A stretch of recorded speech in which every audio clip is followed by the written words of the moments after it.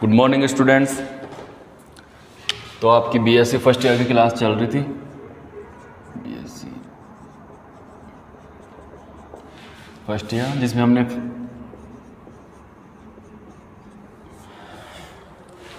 First unit start की थी।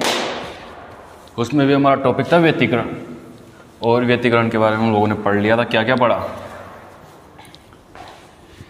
व्यतिकरण की डेफिनेशन, उसका गणितीय विश्लेषण, तरंगों के बारे में भी पढ़ लिया था।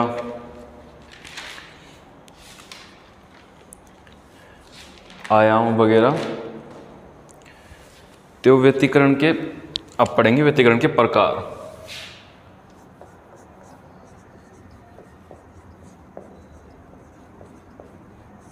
व्यतिकरण के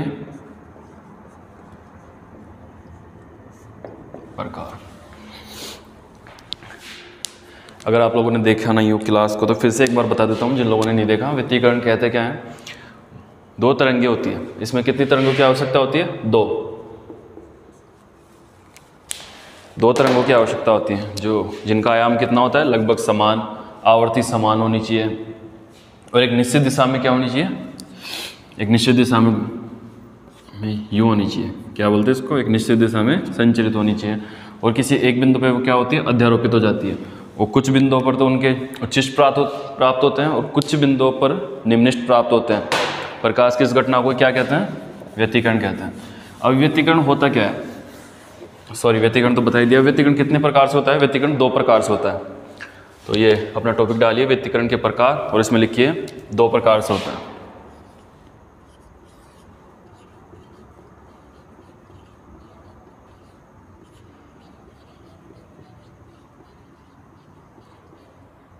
समपोषी व्यतिकरण और दूसरा हमारा विषमपोषी।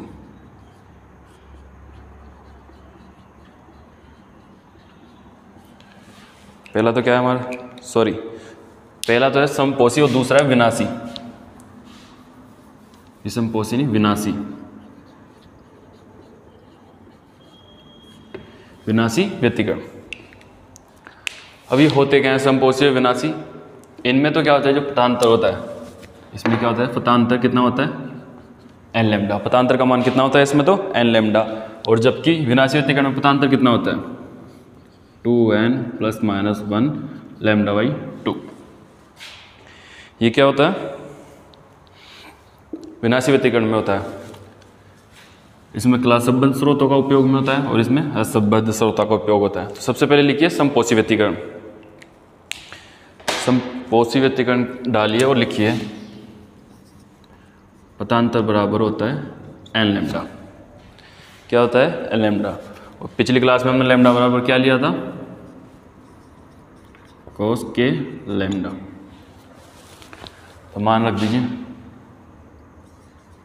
cos k 2π lambda multiply del का मान रख दीजिए एन लैम्डा। चूँकि पता ही है कि संचरण नियतांक तरंगाग्र का, और एन लैम्डा दिए गए आपको। जैसे इसको सोल्व करेंगे क्या आ जाएगा हमारे पास? cos 2nπ, और इसका मान कितना होता है? 1। और 1 प्राप्त हो गया तो हमें क्या प्राप्त होगा? I max.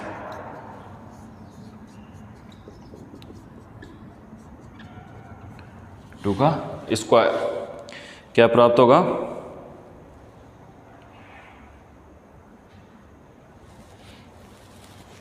अब एक कंडीशन लिखिए नीचे।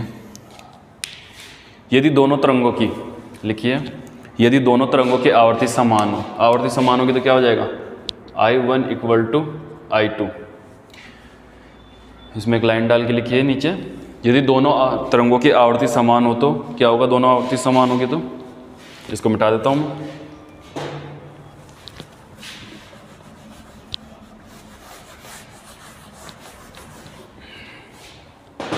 आवर्ती समान होगी तो क्या हो जाएगा?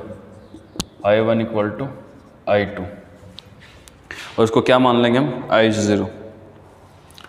क्या मिलेगा हमें? MAX = 4I0 का स्क्वायर। ये प्राप्त हो गया हमें किसके लिए? समपोषी व्यतिकरण के लिए। अब विनाशी के लिए लिखिए, विनाशी व्यतिकरण के लिए डेल्टा कितना होता है हमारे पास, पता होता है 2n + 1 1 λ/2।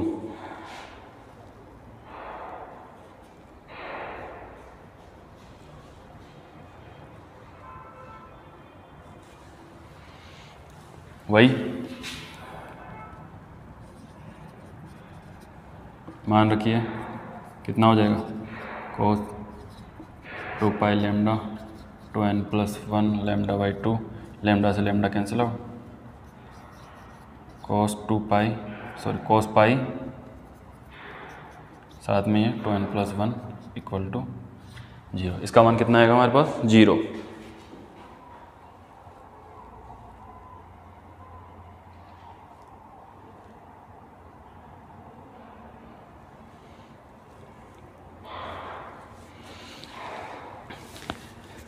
या फिर आप एक बार कीजिए, इसको कुछ वैसे कर लीजिए, cos का मान ना रखिए, इसको फाई बना लीजिए, यू ना करके उसको ऐसा कर लीजिए, फाई मान लिया इसको। फाई क्या होगा, 2n + 1 1 λ/2 मल्टीप्लाई के, तो फाई बराबर 2n + 1 λ/2 2 पाई लैम्डा मल्टीप्लाई क्या बचा हमारे पास, और पाई। इससे क्या प्रूफ होता है, इससे हमारे पास ये प्रूफ हो जाता है cos k λ = 0, यानी तीव्रता क्या होगी, डिक्रीज, कम होगी। तीव्रता क्या होगी, कम होगी। और तीव्रता कम होगी तो हमें क्या प्राप्त होगा, आई मिनिमम √I1 - √IT का स्क्वायर। इसके नीचे वही लाइन लिख लीजिए, यदि दोनों तरंगों की तीव्रता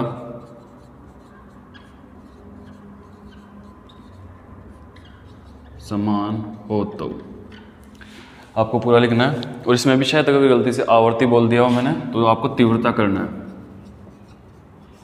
तीव्रता इंटेंसिटी। यदि दोनों तरंगों की तीव्रता कैसी हो, समान हो, इंटेंसिटी तीव्रता समान हो, तो तीव्रता समान होगी तो I = I2, यही होगा ना, ये होगा तो आई मिनिमम कितना प्राप्त होगा, = 0।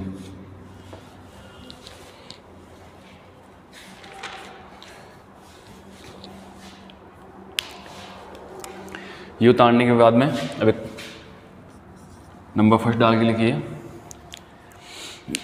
व्यतिकरण में दीप्त फिंजों का निर्माण होता है। व्यतिकरण में दीप्त फिंजों का निर्माण होता है। नंबर 2 डाल के लिखिए, व्यतिकरण में अदीप्त फिंजों का निर्माण होता है। व्यतिकरण में अदीप्त फिंजों का निर्माण होता है। तो व्यतिकरण से हमें दोनों प्रकार की फिंजें प्राप्त होती हैं, दीप्त भी प्राप्त होती है और अदीप्त भी प्राप्त होती है। तो ये हो गया हमारा व्यतिकरण के प्रकार। तो व्यतिकरण कितने प्रकार का होता है, 2 प्रकार का। फर्स्ट समपोषी, सेकंड विनाशी। इसमें पतांतर का मान n लैम्डा होता है, इसमें 2n + 1 λ/2 होता है। ठीक है। समपोषी में हमें क्या प्राप्त होती है, तीव्रता में ज़्यादा प्राप्त होती है, यानी कि मैक्सिमम प्राप्त होती है। विनाशी में हमें क्या प्राप्त होती है, तीव्रता मिनिमम प्राप्त होती है। क्या प्राप्त होती है, तीव्रता मिनिमम प्राप्त होती है। अब यहाँ तक उतार लीजिए, उसके बाद में चलते हैं आगे।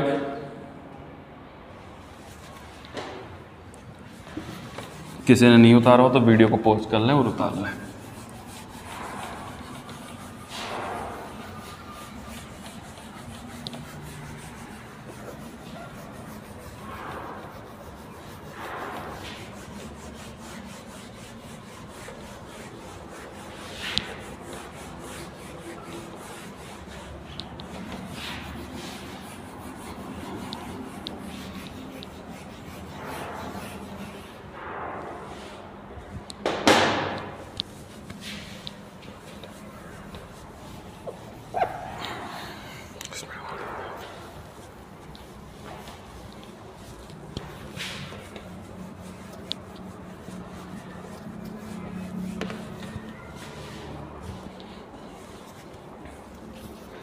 अब लिखिए व्यतिकरण के लिए आवश्यक शर्तें।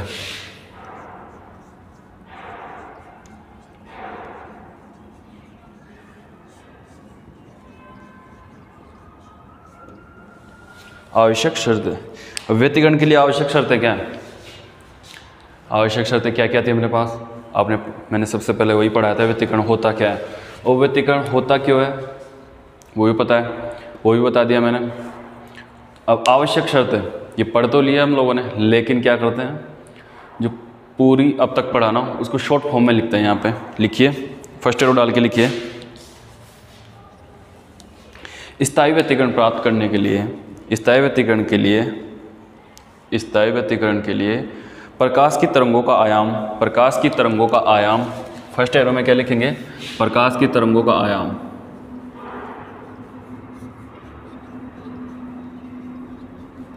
लगभग समान होना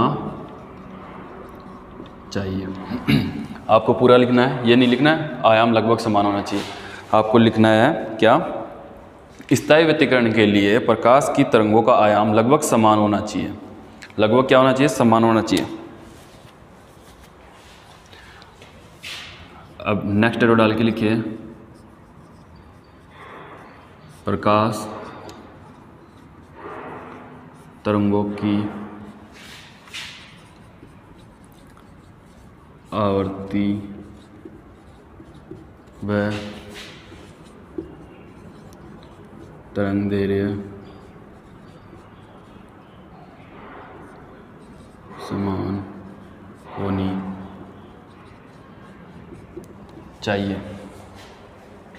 प्रकाश की तरंगों की आवर्ती या तरंगदैर्घ्य समान होनी चाहिए। प्रकाश तरंगों की आवर्ती या दोनों में से, या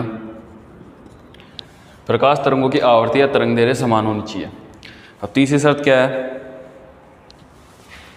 तीसरी शर्त भी लिखिए, प्रकाश की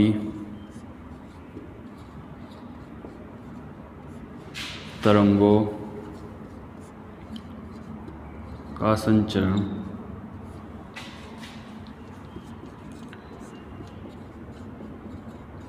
एक निश्चित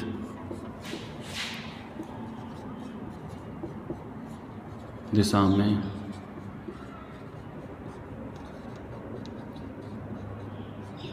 होना चाहिए। प्रकाश की जो तरंगें होती है उनका संचरण कौन सी डायरेक्शन में होना चाहिए, एक निश्चित डायरेक्शन में होना चाहिए। चौथा जो टॉपिक है हमारा वो लिखिए, स्थायी व्यतिकरण के लिए, स्थायी व्यतिकरण के लिए,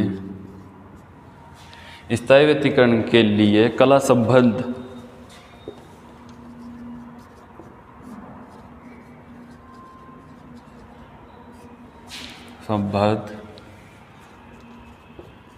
स्रोतों का होना आवश्यक है। तो ये कुछ शर्तें हैं जो हम लोगों ने लिख ली कि आवश्यक शर्तें व्यतिकरण होने के लिए ये जरूरी है, ये कंपलसरी है। अगर इनमें से कुछ भी नहीं होगा तो व्यतिकरण नहीं होगा। तो ये चार शर्तें हैं जो जरूरी है किस चीज़ के लिए, व्यतिकरण के लिए। फर्स्ट, आयाम लगभग समान होना चाहिए। आयाम कैसा होना चाहिए, उसका लगभग समान होना चाहिए। किसका, प्रकाश की जो तरंगें आती है ना उनका आयाम कैसा होना चाहिए, लगभग समान होना चाहिए। जो सेकंड है हमारा वो प्रकाश की जो तरंगें होती हैं उनकी आवर्ती या तरंगदैर्घ्य वो भी कैसी होनी चाहिए, समान। वो अप्रोक्सीमेट इक्वल होना चाहिए और ये इक्वल होना ही चाहिए, यानी कि वो लगभग समान है और ये समान ही होना चाहिए। और जो प्रकाश की संचरण, तरंगों की संचरण यानी कि कौन सी दिशा में जा रही है वो निश्चित दिशा होनी चाहिए। ऐसे कि नहीं एक इधर जा रही है, एक इधर जा रही है, एक इधर जा रही है, ऐसे नहीं, सेम डायरेक्शन। ये डायरेक्शन कैसी होनी चाहिए, उनकी सेम होनी चाहिए। और स्थायी व्यतिकरण के लिए सबसे इंपॉर्टेंट क्या होता है, ये कला स्रोत जो कैसे होना चाहिए, संबद्ध होना चाहिए। ये चारों शर्त क्या होती है, आवश्यक होती है। ये उतार लो। उसके बाद में जो हमारा एक डायग्राम बना लेते हैं, एक डायग्राम बनाते हैं, ये तो मिटाता है।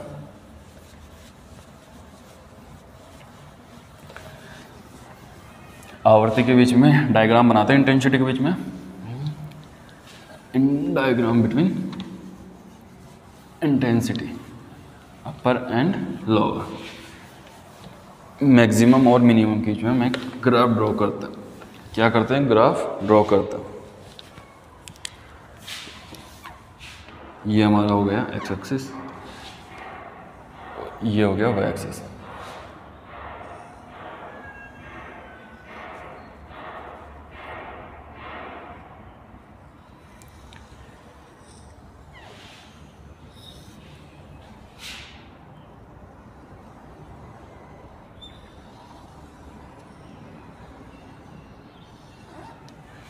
ये क्या हो गया? एक वेव है हमारे पास। यहाँ इंटेंसिटी कितनी है इसकी? यहाँ पे आई मिनिमम इक्वल टू यानी कि 0, और यहाँ इंटेंसिटी कितनी है इसकी? I maximum.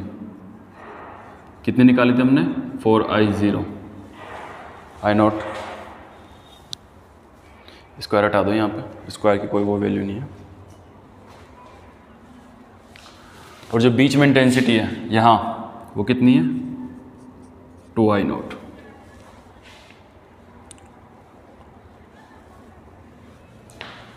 कलाकोण मान लो पाई, 2π, 3π, पाई, 2π, 3π,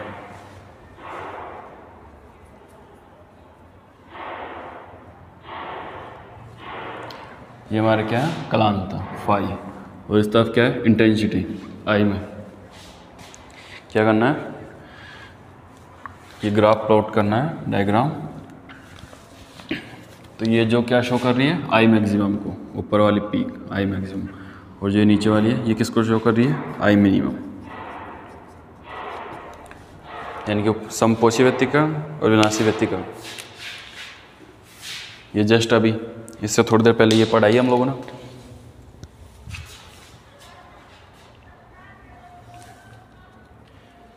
हो गया ये। अब आगे चलते हैं।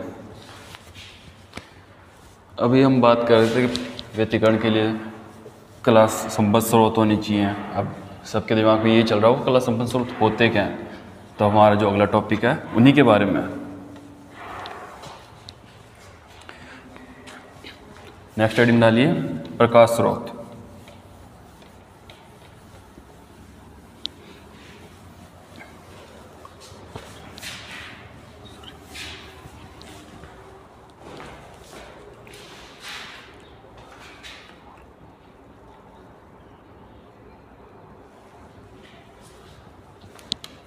प्रकाश स्रोत और लिखिए, अब ओ सॉरी हेडिंग तो डाली नहीं, प्रकाश स्रोत।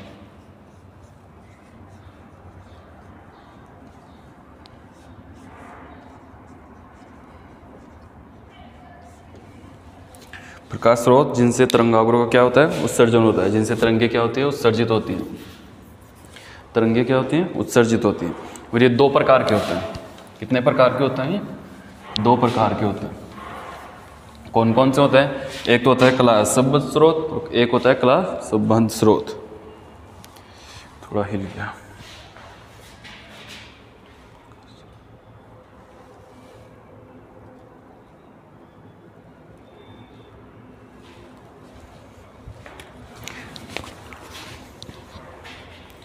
फर्स्ट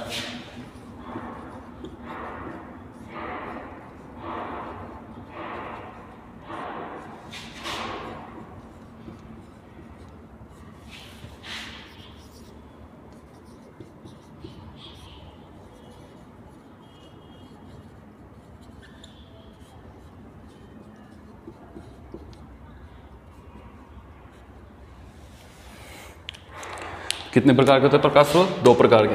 फर्स्ट ये, सेकंड ये। अब होता क्या है फर्स्ट वाला? ये लिखिए, फिर उसके बाद में लाइन में फर्स्ट और सेकंड समझ लीजिए। पहले होते क्या है, फिर उसके बाद में लिखना स्टार्ट करते हैं। कला संबद्ध स्रोत तो क्या होते हैं? जो तरंगाग्र होते हैं उनके बीच में जो पतांतर होता है वो कैसा होता है? नियत होता है। एंगल कैसा होता है उनका? एंगल डेल परिवर्तित नहीं होता है। और इसमें क्या होता है? परिवर्तित होता है। जो उत्सर्जित तरंगे होती है ना, उनके बीच में जो पथांतर होता है वो कैसा होता है? परिवर्तित। कैसा होता है? परिवर्तित। बस ये डिफरेंस इनमें। तो ये थ्योरी है जो लिखना स्टार्ट कीजिए।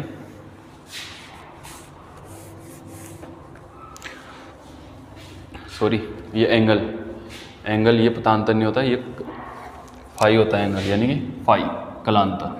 हिंदी में बोलते हैं उसको क्या? कलांतर।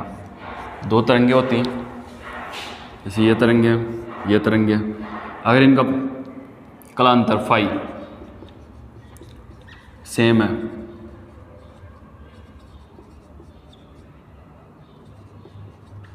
अपरिवर्तित है, तो जिस भी स्रोत से ये उत्सर्जित हुई है वो स्रोत कैसा होगा? कलासंबद्ध स्रोत।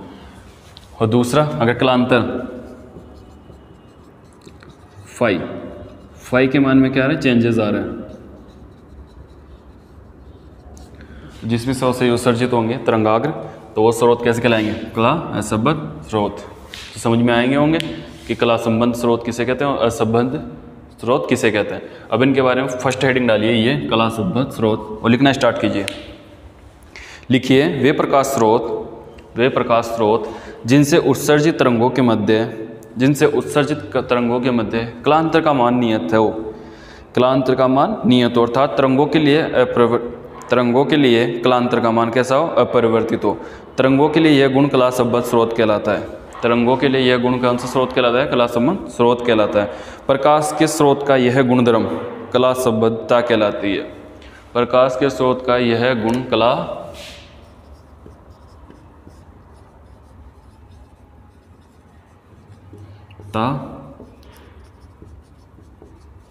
कहलाती है। आगे लिखिए,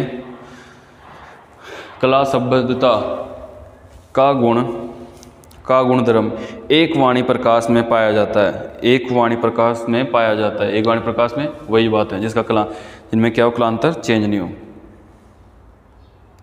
एक वाणी प्रकाश स्रोत में कला संबद्धता पाई जाती है। अब सेकंड टॉपिक डालिए, ये एरो लगा के, या फिर ये नाम लिख के डालिए, कला संबद्ध स्रोत। वे प्रकाश स्रोत जिनसे उत्सर्जित तरंगों के मध्य कलांतर का मान नियत नहीं हो, अर्थात कलांतर का मान परिवर्तित होता है, कला असंबद्धता कहलाती है।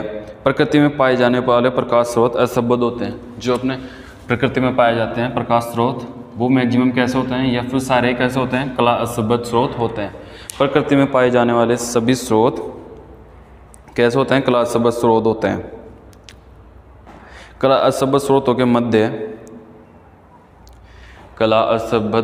के मध्य व्यतिकरण का मान श्रेष्ठ प्राप्त नहीं होता है, क्योंकि कलांतर का मान परिवर्तित होने के कारण फ्रिंजें एक दूसरे पर संपाती नहीं हो पाती है। क्योंकि कलांतर का मान परिवर्तित होने के कारण, लिखिए, कला असंबद्ध स्रोतों के मध्य व्यतिकरण का परिमाण श्रेष्ठ प्राप्त नहीं हो पाता है, क्योंकि लिखिए, क्योंकि कलांतर का मान परिवर्तित होता है। परिवर्तित होने के कारण फ्रिंजें एक दूसरे पर संपाती नहीं हो पाती है। फ्रिंजें एक दूसरे के ऊपर क्या नहीं हो पाती है? संपाती नहीं हो पाती है।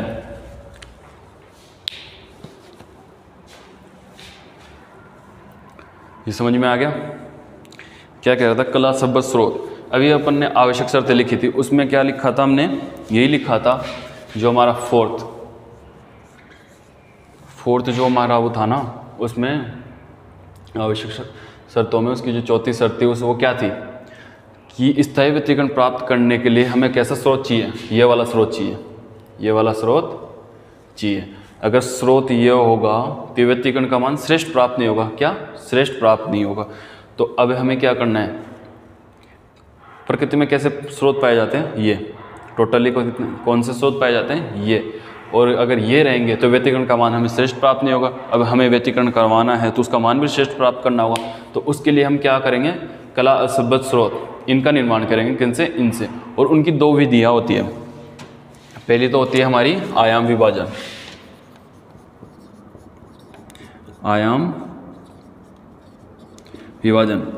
और जो सेकंड होती है तरंग विभाजन, या फिर इसको तरंगाग्र विभाजन भी बोल देते हैं। इन दोनों से क्या करते हैं हम, कला संबद्ध स्रोतों को प्राप्त करते हैं, और जिससे फिर हमें क्या क्या मिलता है, जो व्यतिकरण के मान होते हैं वो हमें श्रेष्ठ प्राप्त होते हैं। कैसे प्राप्त होते हैं, श्रेष्ठ प्राप्त होते हैं। चलो आगे चलते हैं, लिखते हैं।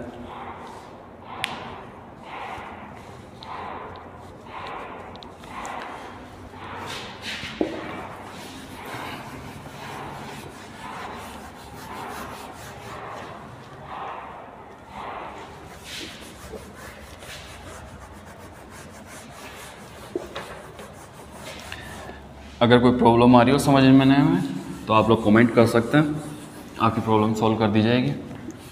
और आपकी क्लासें रेगुलर चलती हैं तो रेगुलर क्लास लें और पढ़ाई करें,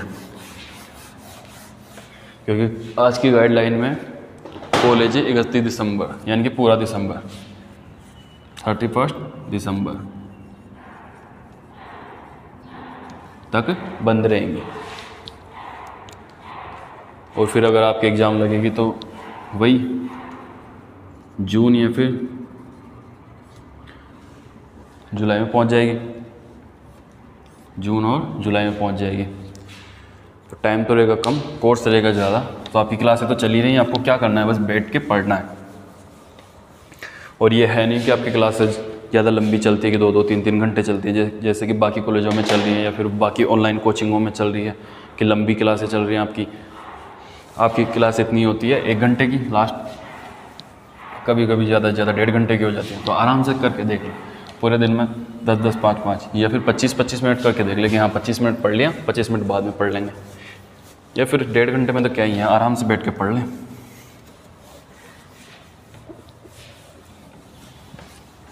या फिर पार्ट में डिवाइड कर करके पढ़ लें कि 30 मिनट पढ़ लिया तो 30 मिनट रेस्ट कर लिया, फिर 30 मिनट पढ़ लिया। तो ऐसे तो हम कहाँ थे, कला संबद्ध स्रोत प्राप्त करने में थे। तो एक एरो डालिए और उसमें लिखिए थोड़ा सा, फिर चलते हैं आगे। प्रकृति में कला असंबद्ध स्रोत उपस्थित होते हैं, प्रकृति में कला असंबद्ध स्रोत उपस्थित होते हैं, लेकिन व्यतिकरण के लिए हमें कला संबद्ध स्रोतों की आवश्यकता होती है, लेकिन व्यतिकरण के लिए हमें कला संबद्ध स्रोतों की आवश्यकता होती है। अतः कला संबद्ध स्रोत 2 प्रकार से प्राप्त किए जाते हैं। अतः कला संबद्ध स्रोत 2 प्रकार से प्राप्त किए जाते हैं। फर्स्ट ऑफ ऑल हमारा कौन सा है, तरंगाग्र विभाजन। सेकंड वाला कौन सा है हमारा, आयाम विभाजन। ये 2 तरीके होते हैं। तो क्या बताया उस एरो में, क्या काम है ना, एरो में क्या कहा पढ़िए। उसमें मैंने कहा कि प्रकृति में क्या उपस्थित होते हैं, प्रकृति में कला असंबद्ध स्रोत उपस्थित होते हैं, लेकिन हमें व्यतिकरण के लिए कौन से स्रोतों की आवश्यकता होती है,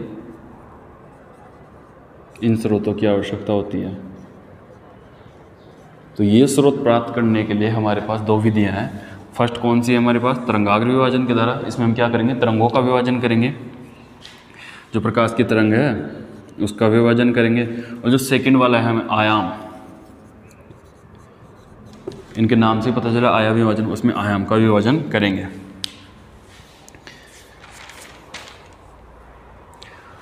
तो ये हो गए। तो अब फर्स्ट जो अपनी हेडिंग है वो डालिए आप, तरंगाग्र विभाजन। फर्स्ट हेडिंग है हमारी, वो डालिए तरंगाग्र विभाजन। लिखिए, तरंगाग्र विभाजन द्वारा कला संबद्ध स्रोत प्राप्त किए जाते हैं। यह विधि हाइजेनबर्ग के तरंग सिद्धांत पर आधारित है। हाइजेनबर्ग के तरंगाग्र सिद्धांत पर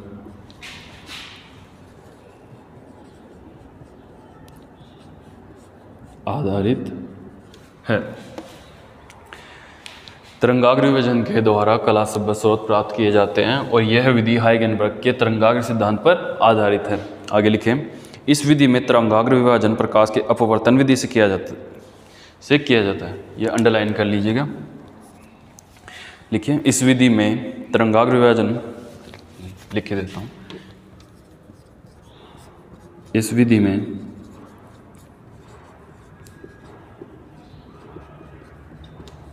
तरंगाग्र विभाजन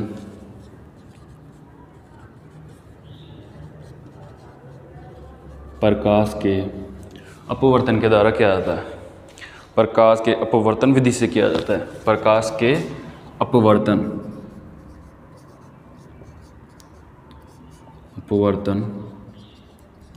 विधि से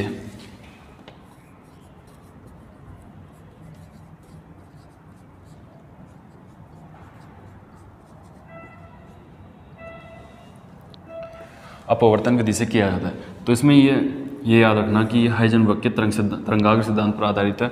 और इस विधि में तरंगाग्रों का विभाजन, तरंगाग्र होते हैं उनका विभाजन कैसे करते हैं? प्रकाश के अपवर्तन विधि से किया जाता है। तो ये इंपॉर्टेंट है, ये याद रखना, अंडरलाइन कर लेना यूँ। और ये ऐसे एरो डाल के लिए, एरो तो मैंने डाला है, ये कंटिन्यूसली रेगुलर है, तो आप लिखिए, लिया जाता है। तरंगाग्र विभाजन विधि से ये आवश्यक है कि प्रकाश स्रोत एक बिंदुवत स्रोत हो। अब ये भी जरूरी है कि तरंगाग्र विभाजन विधि में यह आवश्यक है कि प्रकाश स्रोत कौन सा हो? बिंदुवत प्रकाश स्रोत हो। तरंगाग्र विभाजन विधि में यह आवश्यक है कि प्रकाश स्रोत एक बिंदुवत स्रोत हो। बिंदुवत, ये ऐसा छोटा बिंदुवत स्रोत हो। और ये दो प्रयोगों के द्वारा समझाया जा सकता है। फर्स्ट जो हमारा है यंग का द्विस्लिट प्रयोग, और जो सेकंड है हमारा फ्रेनेल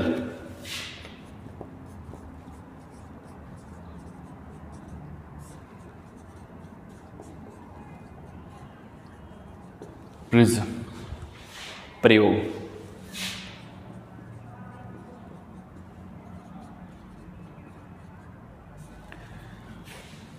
ये हमारा सबसे इम्पोर्टेंट है यंग डबल स्लिट एक्सपेरिमेंट।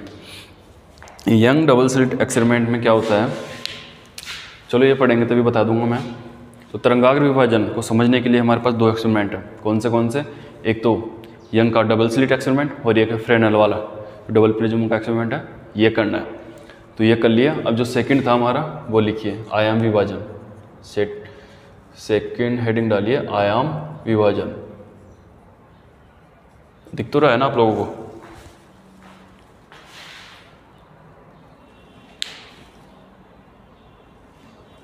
आयाम विभाजन। अब आयाम विभाजन के बारे में पढ़ते हैं, तो ये उतारिए, फिर आयाम विभाजन के बारे में चलते हैं।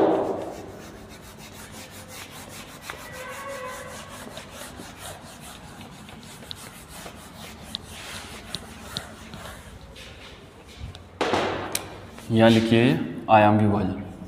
सेकंड जो हमारा है वो है आयाम विभाजन।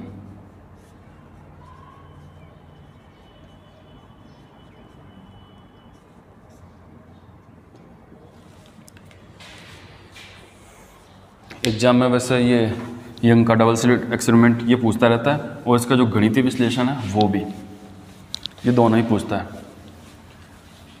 मोस्ट ऑफली यही पूछता है। व्यतिकरण के बारे में पूछ लेते हैं, व्यतिकरण तो पूछता है, लेकिन ये भी हमारा क्या है, इंपॉर्टेंट टॉपिक है। आयाम विभाजन में लिखिए,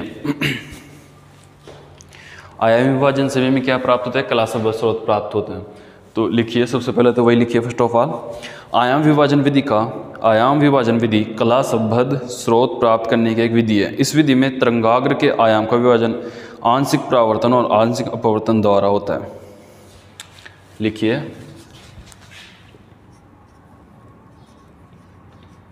इस विधि में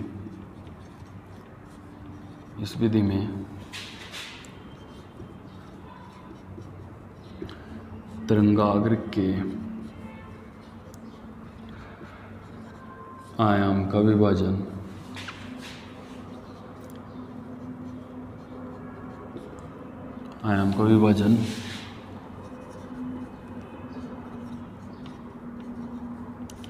आंशिक परावर्तन व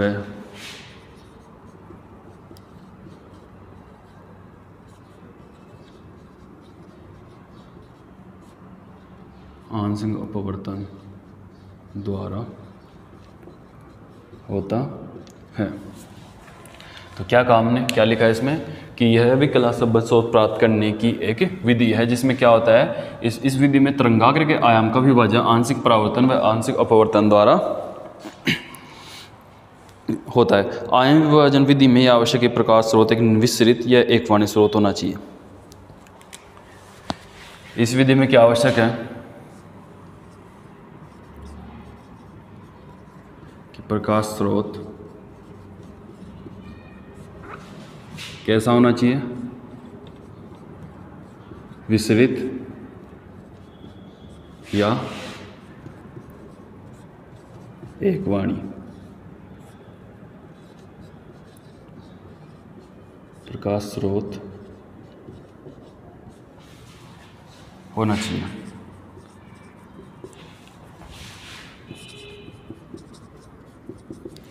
लिखिए क्या लिखना है, आयाम विभाजन विधि में यह आवश्यक है, आयाम विभाजन विधि में यह आवश्यक है कि प्रकाश स्रोत कैसा होना चाहिए, विसरित होना चाहिए या फिर एक वाणी प्रकाश स्रोत होना चाहिए। अब इसे भी समझने के लिए हमारे पास दो एक्सपेरिमेंट है। फर्स्ट वाला तो है हमारा न्यूटन वलय वाला, और जो सेकंड है हमारा वो है माइकलसन।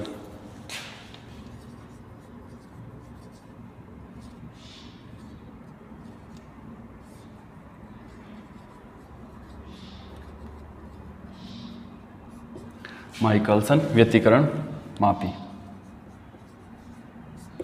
ये दो एक्सपेरिमेंट है जिससे हम क्या समझ सकते हैं, आयाम विभाजन द्वारा। और उसमें क्या था, एक तो वो स्लिट वाला था और दूसरा था प्रिज्म वाला। तो इन दोनों को समझने के लिए या फिर इन दोनों एक्सपेरिमेंट के लिए हमें क्या करना पड़ेगा, उसमें तो पहले वो स्लिट वाला समझना पड़ेगा, स्लिट वाला पढ़ना पड़ेगा, दूसरा पढ़ना पड़ेगा प्रिज्म वाला। उसके बाद में फिर हम यहाँ आएंगे, न्यूटन की वलय पढ़ेंगे, न्यूटन वलय, और जो सेकंड हमारा वो माइकलसन व्यतिकरण मापी पढ़ेंगे। और इन्हीं से हम क्या करेंगे, कला शब्द स्रोत प्राप्त करेंगे। क्या प्राप्त करेंगे, कला शब्द स्रोत।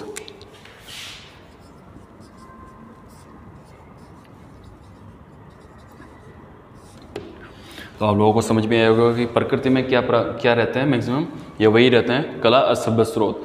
लेकिन व्यतिकरण में हमें क्या चाहिए, इधर से देखिए, व्यतिकरण करवाने के लिए हमें सबसे पहले क्या चाहिए, ये कौन से स्रोत होने चाहिए, ये स्रोत होने चाहिए। और ये स्रोत होने के लिए हमारे पास दो, इनके कला शब्द स्रोतों को कला शब्द स्रोतों में विभाजित बनाने के लिए हमारे पास क्या, एक तो तरंगाग्र, इनका विभाजन करें, ये विधि है। और जो एक है वो आयाम विभाजन की विधि है। और इनमें भी यंग का स्लिट वाला शॉर्ट फॉर्म में, और एक है प्रिज्म वाला। इनमें एक तो न्यूटन वाला और दूसरा है माइकलसन वाला, ये पढ़ने हैं। तो वो यहीं से स्टार्ट हुई है और यही टॉपिक चल रहा है। तो आप कंफ्यूज ना हो कि क्या हो रहा है। और अगर फिर भी आपको कोई प्रॉब्लम हो तो एक बार कमेंट करें, जो चीज़ समझ में ना आई हो उसके बारे में कमेंट करें, फिर वो चीज़ मैं आपको अच्छे से समझाता हूँ।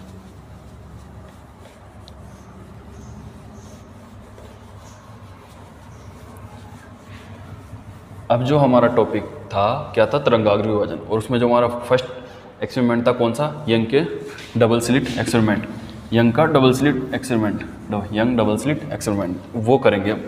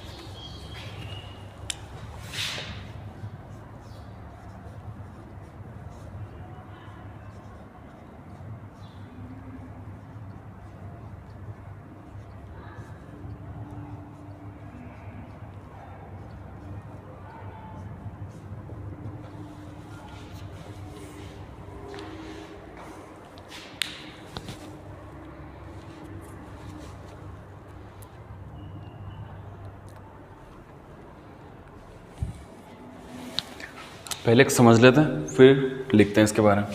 हमारे पास क्या होता है, एक प्रकाश स्रोत होता है ये, थोड़ा सीधा बना लो। मेरे पास कैसे बना, आप लोगों को सीधा सीधा बनाना है। ये क्या है हमारे पास,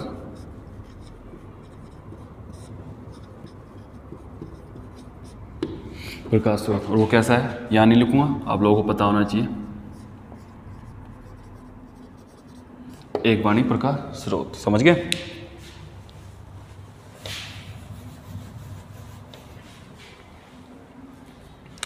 इससे क्या है, तरंगाग्र इस तरीके से है इसमें, ये क्या है तरंगाग्र।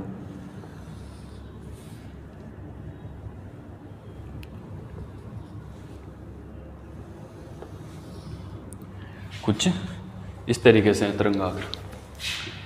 और ये 2 स्लिट रखी हुई है यहाँ पे। ये तो फर्स्ट वाली तो हो गई कौन सी, S1, और सेकंड वाली कौन सी हो गई, S2। इनमें भी क्या है, कुछ इस प्रकार तरंगाग्र हैं।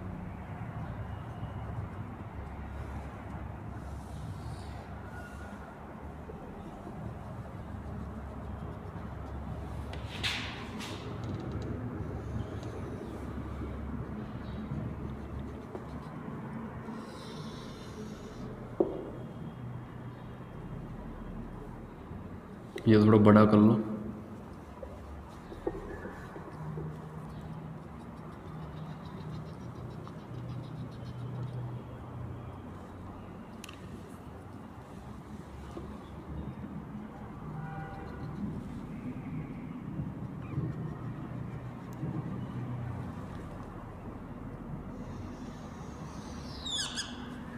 ये लो, इसमें भी क्या है, ऐसे तरंगाग्र बने हुए हैं। इन दोनों के बीच की दूरी कितनी है, d। ये क्या है, इन दोनों के बीच की दूरी है। और हम यहाँ पे लेते हैं पर्दा। ये क्या है, पर्दा, दिख तो रहा है ना, ये पर्दा दिख रहा है ना लोगों को, पर्दा दिख रहा है। मेरे थोड़े डायग्राम टेढ़े मेढ़े हैं, तो आप लोग कोशिश करना सीधा, मैं भी कोशिश करता हूँ सीधा, लेकिन आप लोग कोशिश करना कि सीधा हो बिल्कुल।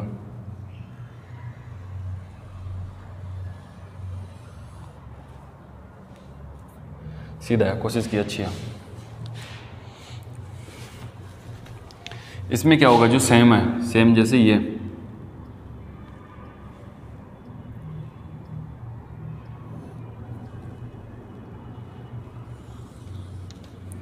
ऊपर की तरफ ले जाओ थोड़ा सा।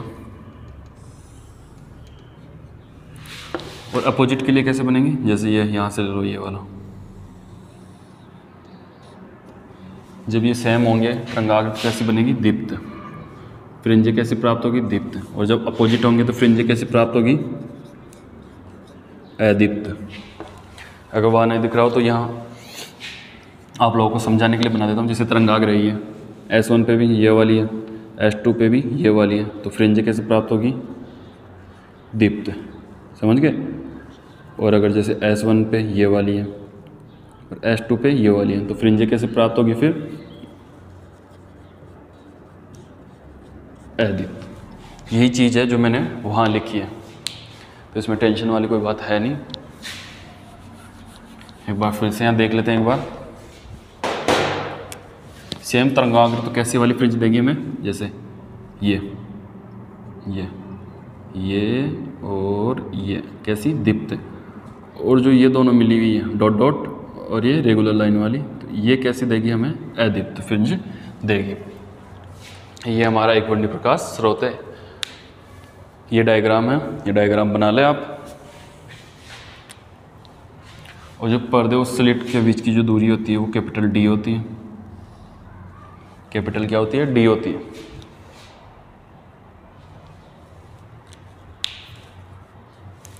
कैपिटल डी होती है।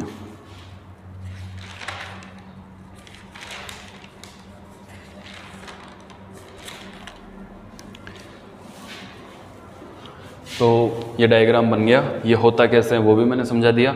अब इसके बारे में इसकी व्याख्या क्या है, इसकी व्याख्या थ्योरी है वो लिख लेते हैं। और थ्योरी कुछ नहीं, यही लिखना है इसमें। प्रकाश स्रोत लेते हैं, इसमें स्लिट S1 S2 होती है, जिन दोनों के बीच की दूरी D होती है, पर्दे और स्लिट के बीच की दूरी कैपिटल D होती है, ये इन दोनों के बीच की दूरी स्मॉल d होती है। पर्दे पर जब सेम हो तो दीप्त फ्रिंजें प्राप्त होती है, यानी कि सेम नहीं हो, नॉट सेम, नॉट इक्वल, तो अदीप्त फ्रिंजें प्राप्त होती है। बस ये लिखना है, डायग्राम को क्यों गंदा करते हो, डायग्राम अच्छे से बनाना ताकि आप लोगों को पता रहे क्या किया है। और डायग्राम में अगर यहाँ सही से नहीं दिख रहा हो तो आपकी बुक है ऑप्टिक्स,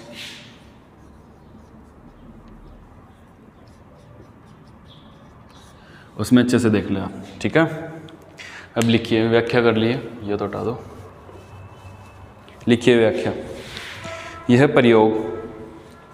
प्रयोग यंग नामक वैज्ञानिक ने दिया था।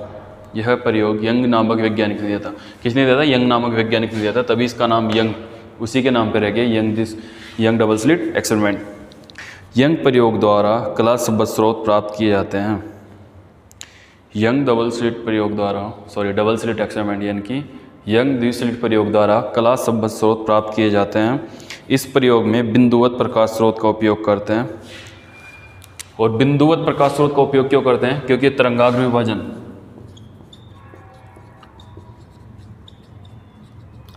तरंगाग्र को क्या होता है, इसमें विभाजन होता है, इसी वजह से। और तरंगाग्र विभाजन में हमें कैसे स्रोत लेने होते हैं? बिंदुवत स्रोत लेने होते हैं। अगर आयाम विभाजन होता है तो उसमें एक वाणी प्रकाश स्रोत और या फिर विस्तृत प्रकाश स्रोत उपयोग में लेने पड़ते। ठीक है, समझ गए? तो लिखिए, इस प्रयोग में बिंदुवत प्रकाश स्रोत का उपयोग करते हैं। यह प्रयोग, ये मोस्ट इंपॉर्टेंट है आपका, अंडरलाइन कर लेना। यह प्रयोग हाई गेन वर्ग के हाई गेन के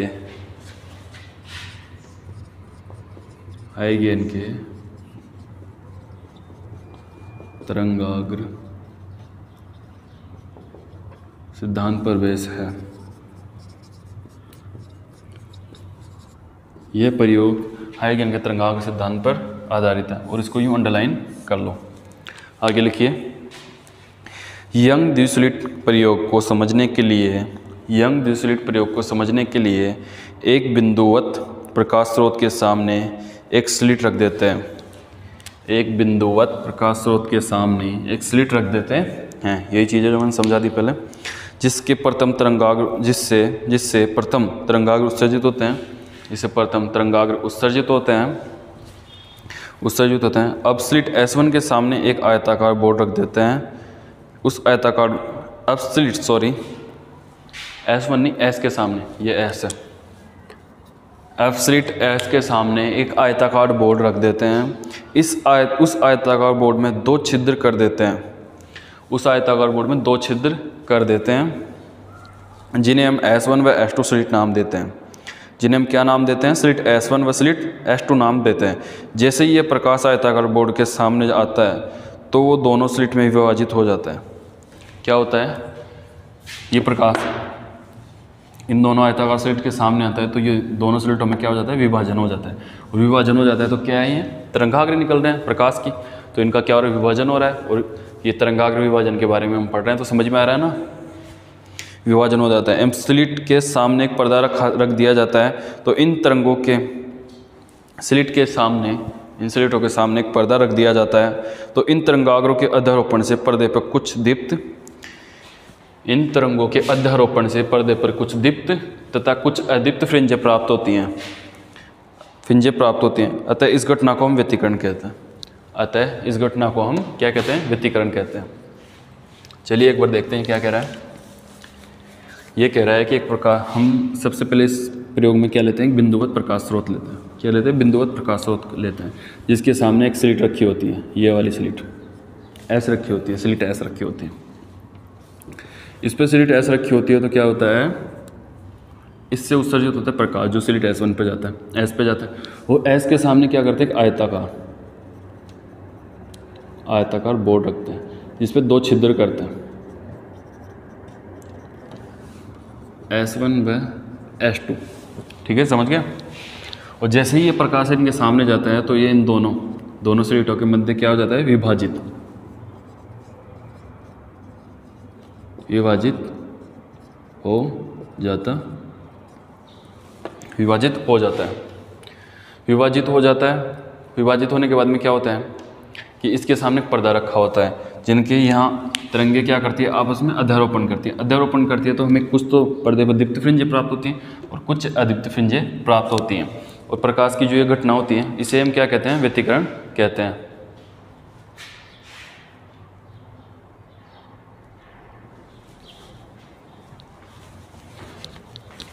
ठीक है, अब इसका गणितीय विश्लेषण है वो हम अगली क्लास में पढ़ेंगे। अगर यहाँ तो कोई प्रॉब्लम हो या फिर कोई भी परेशानी आपको या समझ में ना आए तो आप कमेंट कर सकते हैं। और कुछ ही दिनों में आपको जो फर्स्ट वाला पेपर है,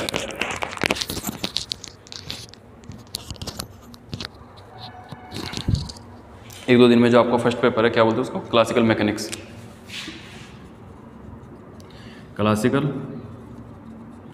मैकेनिक्स,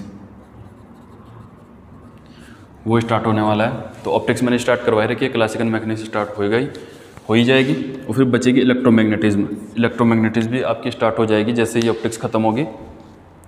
तो आपको क्या करना है, सिर्फ कुछ ही नहीं करना है, रोज़ वीडियो देखनी है, एक के बाद एक नोट्स बनाना है। कोई चीज़ समझ में ना आई तो कमेंट कीजिए, वो चीज़ मैं यहाँ पे आपको दोबारा समझाऊंगा। और आप बस पढ़ाई कीजिए आराम से और अच्छे मार्क्स लाइए।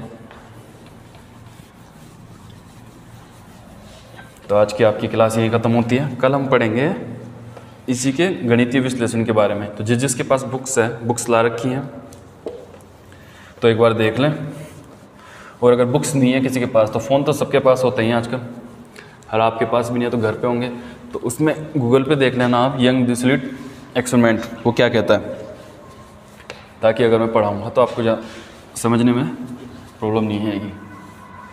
तो आज की आपकी क्लास यहीं ख़त्म होती है। ठीक है, थैंक यू, धन्यवाद।